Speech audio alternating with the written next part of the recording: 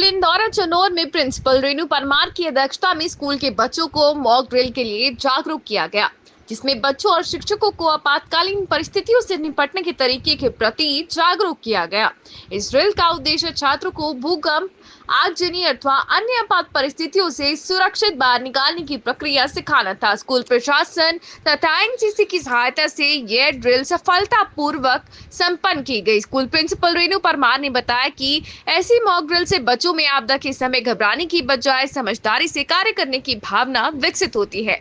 छात्रों ने भी पूरे उत्साह से भाग लिया और जीवन रक्षा के विभिन्न उपायों को सीखा।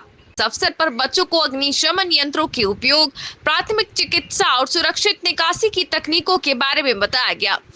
अंत में प्रिंसिपल रेणु परमार द्वारा बच्चों को आतंकी हमलों से बचने और सतर्क रहने के उपाय सिखाए गए। नमस्कार सभी को।